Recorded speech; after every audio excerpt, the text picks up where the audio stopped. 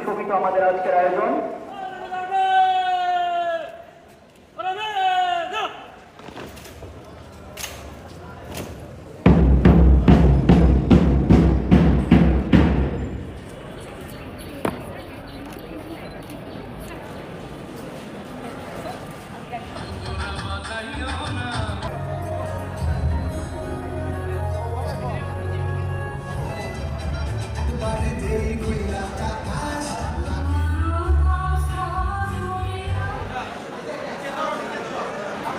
আমাদের অনুষ্ঠানে যোগ দেবেন।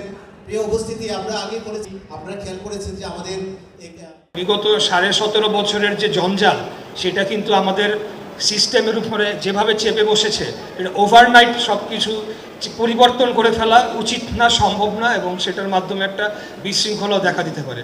তাই আমরা ধাপে ধাপে সমস্ত কিছু পরিবর্তনের জন্য উদ্যোগ নিয়েছি। আমরা আইন শৃঙ্খলা রক্ষাকারী বাহিনী, আমি 6 আসনের সংসদ সদস্য, আমার পাশে 7 আসনের সংসদ সদস্য রয়েছেন। আমরা কিন্তু যৌথভাবে এই অঞ্চলটা যেহেতু একটা মধ্যবর্তী অঞ্চলে পড়েছে, যৌথভাবে এই অঞ্চলের সার্বিক ব্যবস্থাপনাটা আমরা দেখভাল করে থাকি। আমি আমার মতো করে আইন শৃঙ্খলা রক্ষাকারী বাহিনীর নির্দেশ দিচ্ছি। এই অংশ থেকে আমার মাননীয় 7 আসনের সংসদ সদস্য তিনিও নিয়মিত বৈঠক করছেন, নির্দেশনা দিচ্ছেন।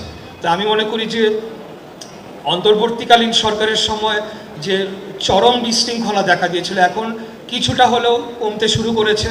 কারণ আমরা প্রতিনিয়তই যেখানে আইন শৃঙ্খলা নিয়োজিত যে একটা বাহিনী রয়েছে তাদের সাথে প্রতিনিয়ত বসছি, এবং আমাদের পক্ষ থেকে মানে স্ট্রিক্ট নির্দেশনা আমরা দিয়েছি যে এখানে কোনো ধরনের মাদকের যারা জড়িত হবে, সেটা বাহিনীর লোক হোক, বাইরের লোক হোক, মাদক সেবী, মাদক বিক্রেতা যারাই হোক, এর ব্যাপারে জিরো টলারেন্স নীতি শুরুর থেকেই গ্রহণ করা আছে, এবং সেটিকে বাস্তবায়ন করার জন্য আমরা কিন্তু প্রতিনিয়ত কাজ করছি। এছাড়া কিশোর গ্যাং এবং এখানে অনেক নারী শিক্ষার্থীরাও তো রয়েছেন, তাদের নিরাপত্তা এবং শিক্ষিকারা রয়েছেন, তাদের নিরাপত্তা নিশ্চিত করার জন্যে আমরা আজকের পরে আবারও তাদেরকে সাথে আমরা বৈঠক করে স্পেসিফিক কোথায় কোথায় সমস্যা রয়েছে সেটাকে নিরসন করার জন্য কাজ করব। প্রয়োজনে আমরা হঠাৎ ভিজিট করব, আমি এমপি মহোদয়কে সাথে নিয়ে যে কোনো সময় ভিক্টোরিয়া পার্ক রাতে হোক দিনে হোক আমরা ভিজিট করে আমরা যদি খবর পাই, আমি এই ক্ষেত্রে বিশেষভাবে অনুরোধ জানাবো আমাদের যারা ছাত্র সংগঠন, যারা ছাত্র দলের নেতাকর্মীরা আপনারা রয়েছেন, আপনাদেরকে উদ্যোগী ভূমিকা নিতে হবে, এবং যে কোনো অপকর্ম যদি হয় সেটা যাতে না হয় সেটার জন্য আপনাদেরকে কঠোর ব্যবস্থা নিতে হবে, এবং প্রয়োজনে আপনাদেরকেও কিন্তু আমরা দায়বদ্ধতার মধ্যে একটা শৃঙ্খলার মধ্যে নিয়ে আসবো যে কেন এই বিষয়গুলো কন্টিনিউ হচ্ছে, যদি হয়ে থাকে কেন নিরসন হচ্ছে না, সেটার দায়ভার কিন্তু ছাত্র সংগঠনকেও নিতে হবে, আমাদের সরকারি দলের যারা ছাত্র সংগঠন রয়েছে। এবং আমি আপনাদের অনুরোধ জানাবো যে আমাদের রাজনীতির মাঠে নানা ধরনের কথা বলা হয়, নানা ধরনের কথা ছড়ানোও হয়, বিশেষ করে আমাদের যারা বিরোধী মতের দলের রয়েছে ওনারা ওনাদের কথাটুকু বলবে, আমরা আমাদের কথাটুকু বলতে চাই।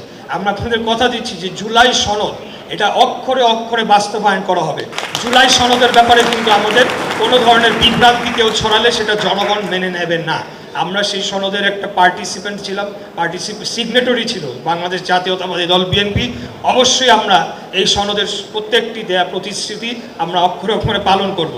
যেই জায়গাটাতে আমাদের মতের পার্থক্য হয়েছে যে জুলাই আদেশ, অর্থাৎ জুলাই সনদ আগে হয়েছে, সেটার আমরা সিগনেটরি ছিলাম, আর জুলাই আদেশ যখন পরবর্তীতে করা হয় সেটা কিন্তু নির্বাচনের বহু আগেই আমরা তখন থেকেই আমরা বলেছি আমাদের নোট অফ ডিসেন্ট আছে, কয়েকটি পয়েন্টে আমাদের আপত্তি রয়েছে, সেটি যেই দল নির্বাচিত হয়ে রাষ্ট্র পরিচালনার দায়িত্ব পাবে তারা তাদের মতো করে বাস্তবায়ন করবে, আমরা আমাদের মতো করে বাস্তবায়ন করব। কিন্তু জুলাই সনদ নিয়ে কিন্তু কোনো ধরনের বিভেদ বা বিভাজন সৃষ্টি করার যে চেষ্টা করলে সেটা মেনে নেওয়ার কোনো কারণ না।